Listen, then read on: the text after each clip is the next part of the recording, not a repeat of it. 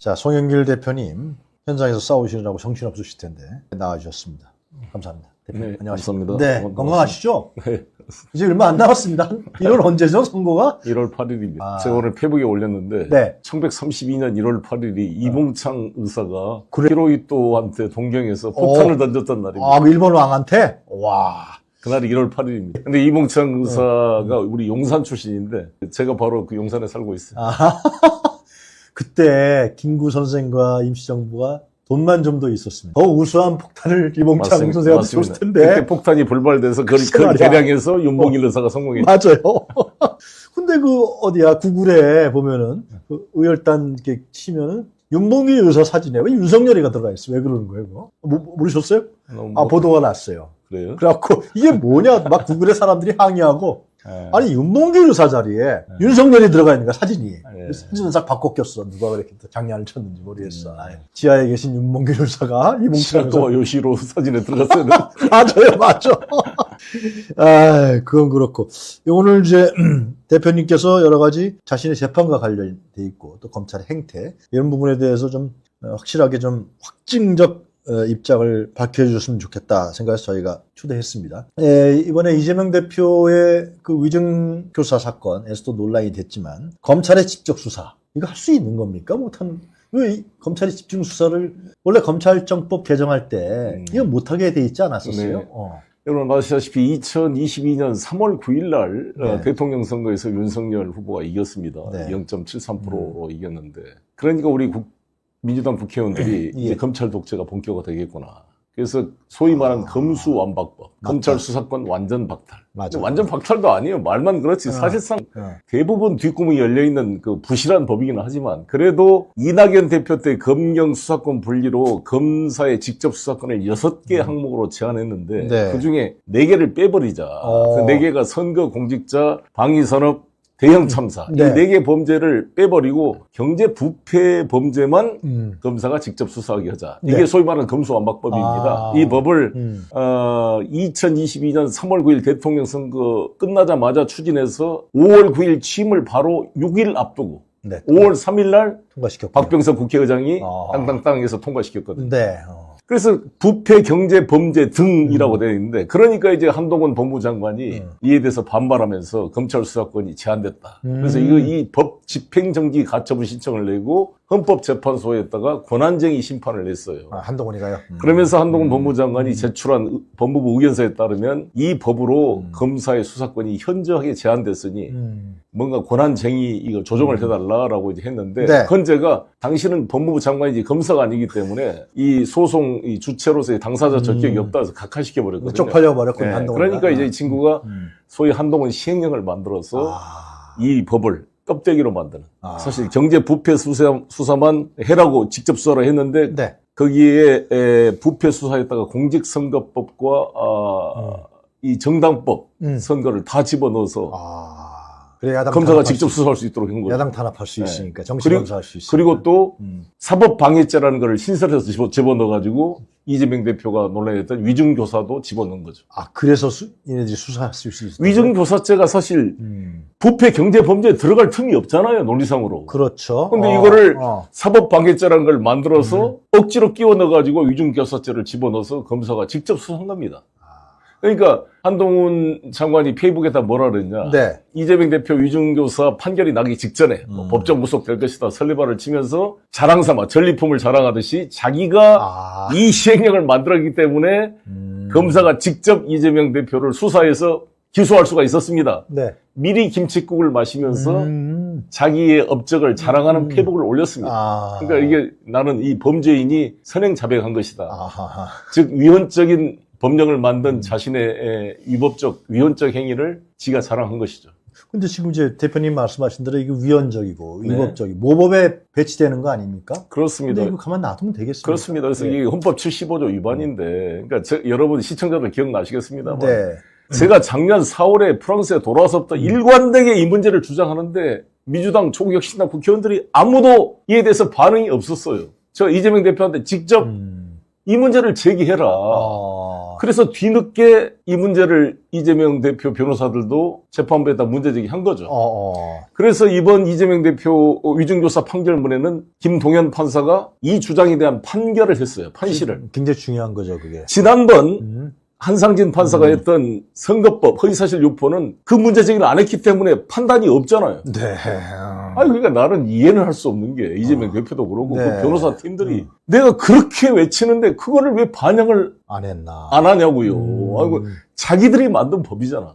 특히 조국 혁신당한테도 내가 강조했던 게 황운하. 위헌적 시행령 때문에 한동훈 특검법까지 발의한 당이 조국 혁신당인데 네. 그 정작 이 위헌적 시행령에서 왜 안 싸우냐. 어제야 비로소 황운하 의원이 처음으로 인터뷰를 했더만요. 네. 기자회견 보셨어요? 예, 봤습니다. 저도 영상을 봤는데 봤습니다. 예. 이 사조 1항을 지적했습니다. 예. 뒤늦게나마 이재명 대표 변호인들이 그나마 제 의견을 수용해서 이 사조 1항 위반이라고 지적했더니 네. 여러분 판결문을 아시겠습니다만 이 이재명 대표 위증교사에 대해서 무죄 판결을 하면서 네. 그 판시를 뭐라고 했느냐. 예. 피고인 측에서 주장하는 위증교사가 검사에 직접 사법방해죄를 신설해서 시행령으로 직접 수사한 것이 검찰청법 4조 1항 경제부패에 한정되기로 한 검찰 직접 수사권 제한을 위반한 것이다 라는 주장에 대해서 이 김동연 판사는 위반이 아니다. 왜요? 왜 그러냐. 경제부패 범죄 등으로 돼 있기 때문에 예시적 규정이다. 따라서 앞에 삭제했던 4가지 선거, 공직자, 대형 참사, 방위사람 이 4가지가 아닌 이상 이 4가지 이외에는 시행령으로 할 수 있다. 그리고 절충설을 편 거죠. 저는 이 견해도 반대합니다. 그래서 이재명 대표 변호인 측은 이 김동연 판사 판결에 불복해서 대법원까지 끝까지 이걸 주장해야 한다고 봅니다. 왜냐하면 법률이 헌법에 위반될 때는 헌법 107조 1항에 따라 헌법재판소가 판결하게 돼 있어요. 결정이 돼 있는데 위헌적인 시행령은 대법원이 최종 판단을 합니다. 그러니까 이것은 이재명 대표 사건은 대법원까지 또 어떻게 변수가 발생될지 그렇죠. 모르니까 예. 1심 무죄가 받았지만 2심에서 또 어떻게 변경될지 모르니까 이 전체적으로 본안 심리를 하기도 전에 네. 위증교사라는 위헌적 시행령으로 이재명 대표를 검사가 직접 수사 기소한 것은 이 검찰청법 4조 1항 위반이다. 그리고 2항도 위반입니다. 2항은 뭐냐? 2항은 뭡니까? 2항은 수사를 한 검사가 공소 제기할 수 없다 이렇게 돼 있어요. 그랬어요? 수사검사와 공소검사를 분리시켜 놓은 겁니다. 근데 지금 이재명 대표나 저 송영길 수사한 사람들은 이재명 대표는 서울중앙지검 반부패 수사 1부, 3부, 저는 2부. 거의 한 10명 이상의 검사가 달라붙어가지고 수사한 검사가 재판장에 그대로 와 있잖아요. 저도 8명의 검사가 계속 와 있었어요. 하루 종일. 하루 종일? 대부분이 그렇습니다. 그러니까 이게 황당한 거죠. 공판 검사한테 넘겨야 되는데. 왜 그 분리하자고 그때 그러신 겁니까? 중요한 대목 같은. 왜냐하면 수사와 공소권을 완벽하게 분리는 못하더라도 검찰청 내부에서라도 공판 검사와 수사 검사를 분리시켜 놔야 견제도 되고 상호간의 견제가 될 거 아닙니까? 소위 사냥몰이식 수사가 안 되는 것이다. 네. 이에 대해서 한동훈 장관이 뭐라고 그랬냐? 예. 이 법을 개정으로 범죄를 짓고도 처벌할 수 없게 됐다 이렇게 말을 했는데 이것은 대단히 검사 지상주의, 독선적인 거잖아요. 수사하지 말라는 게 아니라 사법경찰관이 수사하라는 거 아닙니까? 왜 검사 니들이 수사하느냐? 그러니까 이게 그런 취지로 된 거기 때문에 저는 김동연 판사는 절충설을 취한 거죠. 저 송영길은 4조 1항에 따라 이재명 대표에 대한 위증교사나 저 송영길에 대한 정당법 위반 전부 다 검사가 직접 수사할 수 없다라는 주장이고 이 검찰 친구들은 시행령으로 다 조사할 수 있다. 이게 한동훈 견해를 한다면 김동연 판사는 가운데 절충설을 편 거죠. 위증교사는 한동훈 말대로 시행령으로 할 수 있다. 그래서 이재명 대표의 기소는 합법이다. 그러나 선거는 안 된다라고 반대로 판시를 해준 거죠. 선거는 안 된다. 그렇죠. 선거는 왜 삭제했으니까. 그럼 따라서 이 판결에 따르면 저 송영길 사건, 돈봉투 사건은 공소 기각을 해야 돼요. 기각을 해야 된다. 그렇죠. 그래서 이 판결이 저의 재판부의 판결을 기속한 건 아니죠. 대법원 판결이 아니니까. 그러나 중대한 참고 자료가 될 수 있다. 그럼 그 내용을 우리 송 대표님 재판부에 제출해야 당연히 우리 재판부에 제출해야 되고 지금 뉴스타파의 봉지욱 기자나 또 김용진 대표도 지금 재판을 받고 있는데 이걸 주장하고 있습니다. 대통령 명예훼손죄. 그렇죠. 명예훼손죄는 경제부패 사범에 들어갈 수가 없잖아요. 그렇죠. 근데 얘들은 이걸 어떻게 집어넣느냐. 이게 관련 사건이다. 그러니까 이 검찰이 한동훈이가 아주 나쁜 놈인데 이게 시행령을 어떻게 개정했느냐. 범인, 범죄 사실, 증인 한 개만 공통되면 다 수사할 수 있다. 그러면 모든 사건을 수사할 수 있는 거죠. 그렇지 않습니까? 이게 말도 안 되는 이 국회의 입법권을 껍데기로 만드는 이 시행령 정치를 한 거 아닙니까? 이 한동훈이라는 자는 이 헌법적 마인드가 전혀 없는 그냥 법 기술자에 불과한 자다 이렇게 보는데 난 이것은 반드시 헌재까지 가서 위헌 판결을 받아야 된다. 그쵸, 기억나는데. 아니 참 대법원에 가서 그 등이 있잖아요, 등. 네, 네. 그거 넣느냐 마느냐 갖고 그때 옥신각신했는데 네. 박병수 의장이 넣자 땅땅 두드렸던 것 같아요. 네, 그 등을 넣다 할지라도 그것은 제한적 규정으로 볼 수밖에 없는 거죠. 근데 그거를 A시적 규정으로 볼 것 같으면 몰라 그 부패 경제 범죄에 한한다는 말을 넣을 필요가 없는 거 아니겠습니까? 결국 이제 이번에 김동연 부장판사의 판결로 인해서 그러니까 뉴스타파라든가 우리 송 대표님이라든가 네. 이쪽의 판결에 네. 법리적으로 네. 상당히 유리한 국면과 환경을 조성할 수 있다 그렇습니다. 이런 얘기네. 그렇습니다. 이재명 대표의 변호인들도 네. 법리적으로만 무죄다라고 얘기하지 말고 네. 이런 사실들을 계속해서 항소해서 그죠? 항소 때 얘기를 해야 그리고 된다. 이재명 대표의 네. 그 11월 15일 판결 네. 그 허위사실 유포 그것도 제가 이재명 대표한테 물어봤어요. 네. 이거 검사가 직접 수사했습니까? 이재명 대표 이야기가 김문기 관련 사건은 검사가 수사했답니다. 김문기 네. 그러나 안 했다. 식품연구단지 매각 국토부로부터 협박을 받았다. 뺐다. 그것은 경찰이 수사해서 넘어왔다 그러니까 그거는 차치하고라도 그렇죠. 김문기 관련 사건은 검찰청법 4조이랑 위반이에요. 근데 그거를 이 선거법 재판에 제기를 안 한 거잖아요. 이게 판단을 안 했잖아요. 그러네요. 한상익 판사가. 그래서 항소심에서는 이것을 강력히 주장해라. 이렇게 이야기를 했습니다. 네. 그리고 4조 2항은 다 위반이니까 그 말씀한 대로 수사검사가 기소할 수 없다고 돼 있는데 네. 사실상 수사검사가 지금 일일 직무대리까지 받아서 부산지검 어디 다른데 이따가 오잖아. 관련받은 사람이 일일 직무대리를 받아 와가지고 이게 공소유지에 참여하고 있는 거잖아요. 예. 그러니까 이것도 검찰청법 4조 2항 취지에 정면에 위배되는 것이다. 그래서 이거는 같이 주장을 해야 되고 하나 덧붙이자면 예. 제가 또 이 대표한테 이걸 제안했는데 예. 이재명 대표가 자주 통화하시나 봐요? 이게 메시지 통화보다 메시지로 예, 서로 이제 의견을 교환하는데 이 헌법 107조 1항 네. 위반으로 위헌법률 심사 청구를 해야 된다. 이 선거법을. 이 공직선거법에 어떤 문제가 있냐면 보십시오. 대통령 선거는 국회의원 선거는 모르겠습니다만 국회의원 선거는 당선자도 바로 기소를 하고 다 100만 원 이상이면 의원직이 날아가잖아요. 네. 그런데 대통령이 선거법 위반을 했어. 현직 당선된 대통령이 대통령이 당선돼 버리면은 헌법 84조에 따라서 형사소추 안 된다. 재직 중에는 형사소추 외환 내환의 죄를 빼고는 소추할 수 없다 이렇게 되는데 이걸 어떻게 해석할 거냐? 재직 중에 범한 범죄에 한정해야 된다라고 해석하는 학설이 있습니다. 예. 그러니까 대통령 당선되기 전에 범죄를 저지른 게 공직선거법 위반인데 이것은 기소해야 되는 게 아니냐. 만약 이것을 기소할 수 없다고 한다면 그렇게 해석한다면 낙선된 이재명과 당선된 윤석열 간의 현저한 평등권 침해잖아요. 그렇죠. 아니 명태균의 여론 조작, 강남에다가 선관위에 신고되지 않는 유사 선거사무소를 설치해서 노골적인 선거법 위반으로 당선이 된 거란 말이에요. 예. 또 허위사실도 이재명의 허위사실과는 비교가 안 될 정도의 거짓말을 장모가 아무도 안 받았다. 장모가 손해받았다. 자기 김건희가 손해받고 네. 손절했다. 다 거짓말이잖아. 네. 김만배 잘 모른다. 김만배 누나가 자기 아버지 집 사준 것도 모른다. 이재명의, 윤석열의 거짓말 시저 100가지를 선정해가지고 지금 책을 제가 준비하고 있습니다. 그래요? 윤석열 거짓말, 윤석열 김건희 거짓말 시리즈 100가지. 그러니까 이런 자인데, 이게 선거법으로 기소되면 당선 무효형에 해당될 정도가 아니라 구속시켜야 될 정도의 선거법 위반 행위를 한 거잖아요, 윤석열이. 근데 당선됐다는 이유로 네. 기소도 못해. 근데 0.73% 떨어진 상대 후보는 김문기를 알아보는 이런 걸 가지고 기소해서 아예 의원직을 날리고 대선 출마 자격도 박탈하려고 해. 이런 야만적인 이 불공정이 어디가 있습니까? 그래서 이것은 헌법 11조 평등권의 위반이기 때문에 특히 대통령 선거에 관해서 이것은 위헌법률 심사 청구를 해라.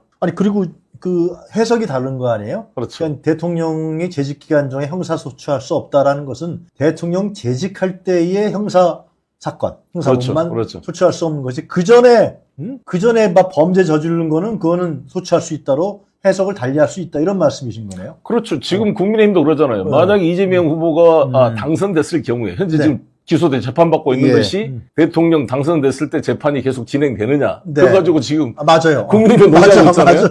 그런 논리라면 똑같이 윤석열도 기소돼서 재판 받아야 되는 거죠. 그렇죠.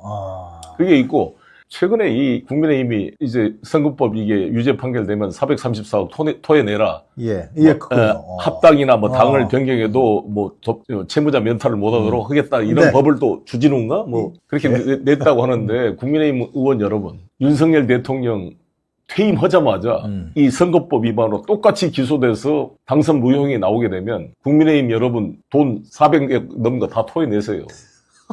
당신들은 뭐 안전할 것 같습니까? 저거는 뭐 어떻게 이 부메랑이지 자기 일방적으로 상대만 죽이고 자기만 안전한 게 어디가 있어요? 여론조작이라는 세상 이치라는 거. 만천하에 드러났잖아요. 그렇죠. 그렇죠. 여론조작으로 당선된 대통령. 네. 이게 뭐 댓글하고는 비교가 안 되는 거 아니에요? 완전히. 이거 전 국민이 알게 한 거 아니에요? 완전히 정말 노골적인 범죄 행위죠. 그러니까 나는 명태균 사건을 보면서 네. 지금 오세훈, 이준석 지금 전부 다 여론조작 혐의에 걸려 있잖아요. 맞아요. 1월 8일에 좋은 결과 있기를 정말 진심으로 바라고요. 얼마 전에 서울중앙지검 차장부장 검사들 얘네들이 30명인가 더 모여서 민주당에서 이제 이창수 중앙지검장하고 또 한 명 부장판사는 우리 송 대표님 기소한 사람 같은데 최재원 3명 최재원 그 전에 또 남은 사람들 강백신하고 2명 해갖고 탄핵 소추하겠다 그러니까 조상원 4차장 3명 지금 하겠다. 그래요. 이게 또 난리를 쳤어요. 근데 이게 위원이래요. 위원. 이게 이 검사들이 제정신이 아닌 게 이 국민들과 너무 시각이 차이가 나잖아요. 네. 그러니까 지금 뭐 이재명 방탄 때문에 특검을 한다라고 막 그 장동혁 의원도 그러고 이 국민의힘 의원들이 입만 열면 그러는데 왜 이렇게 거짓말을 합니까? 도대체 이번에 이창수 서울중앙지검장, 조상원 4차장, 최재훈 3명이 이재명 대표와 무슨 상관이 있어요? 이 사람들은 김건희 도이치모터스 주가 조작 무혐의 처분 그리고 국민 앞에 수사 발표를 하면서 4년 반 동안 압수수색 한번 시도도 안 했으면서 한 것처럼 거짓말로 발표하고 이런 노골적인 일종의 직무유기에 대해서 탄핵을 한 것인데 이재명 방탄으로 탄핵한다 이런 말도 안 되는 거짓말을 왜 합니까 도대체? 아니 국민을 농락하는 거잖아요. 국민이 거의 64% 70%가 김건희 특검을 찬성하고 반대는 20여 프로 불과해요. 3배가 넘는 국민이 찬성하는 김건희 특검법을 김건희 로펌 변호사가 돼서 이거를 무마하고 은폐시킨 자들이 그런 행위에 대해서 더구나 핸드폰을 피의자한테 갖다 바치고 황제 수사하는 거에 대해서 조금이라도 자존심 있는 검사라면 단 한 명이라도 이건 아니다라고 2%째라도 이렇게 항의 글을 올렸어야 되는데 모두가 침묵했습니다. 전국에 2,300여 명의 대한민국 검사 여러분. 말 한마디 한 검사, 이문정 검사 빼놓고 한 사람이나 있었습니까? 부끄러운 줄 알아야지. 이문정 검사 뭘 잘했다고 그에 대해서 국회가 헌법이 부여한 탄핵 소추권을 행사하는데 집단 반발을 해요? 33명 당신들이 무슨 민족 대표예요? 33명 검찰 부장들 했다는데 이 친구들 이름 전부 적시해서 기억에 넣으려고 합니다. 맞아. 우리가 집권하게 되면 이 전부 다 징계 처분해야 돼요. 맞아요. 공무원법, 국가공무원법 66조의 공무원들은 집단 행동을 할 수 없도록 규정되어 있습니다. 당신들이 뭐예요? 노동조합이에요? 뭔데 파업을 하는 거예요, 지금? 여러분, 박정훈 대령이 정당한 최수근 상병 사건 수사한 거 제대로 했다고 국방부 장관 말을 안 들었고 해병대 사령관 말 안 들었다고 항명죄로 기소해서 3년을 지금 구형한 여러분들 아닙니까? 이 정권이? 어디 감히 검사들이 국회에 항명을 합니까? 국가공무원법 이런 노조도 아니고 전부 징계 처분해야 돼요. 싹 교체를 해버려야 됩니다. 이 떠든 애들 전부 집에 보내야 돼요. 그냥 김건희 로펌 변호사 치료회로 보내야 됩니다. 전부 다. 당신들이 무슨 검사냐고 그게 검사의 자격이 있는 거예요? 경찰 맛도 못하는 거지. 이런 부끄러운 줄 모르는 이 검사들이 심우정 총장, 이창수 뭐 정치적 중립이 뭐 돼요? 뭔 정치적 이미 당신들은 정치적 중립을 갖다 버린 지가 언젠데 이제 와서 그런 말을 하고 있습니까? 뭐 거대 야당이 굴복하지 않겠다고? 이 비겁한 양반들아. 이 불의에 굴복한 이 비겁한 자들아. 당신을 어떻게 검사라고 말할 수가 있겠습니까? 짠맛을 이런 소금은 갖다 버려야지요. 여러분 이미 검사가 아닙니다.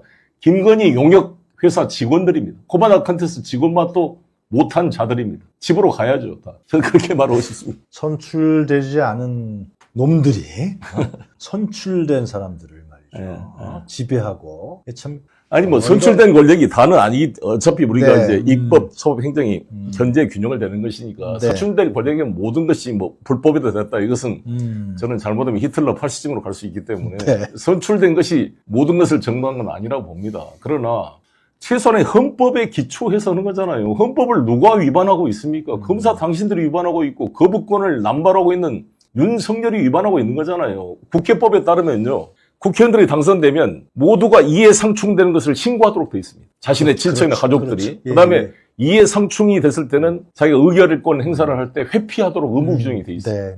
국회의원들은 다 그렇게 돼 있는데 어떻게 대통령 당신은 당신 부인의 범죄 행위에 대해서 당신이 권한을 행사할 수가 있습니까? 이해상충 원칙에 어긋난 것인데. 그래서 이번에 어저께 민주당이 국회 규칙을 바꿔서 상설특검법을 가야 되겠다. 이 특검법 계속 거부권 행사하니까. 맞아요. 잘했어요. 예, 국회 규정을 바꿔서 야당이 추천하는 4명을 추천하도록 여당을 배제했잖아요. 네.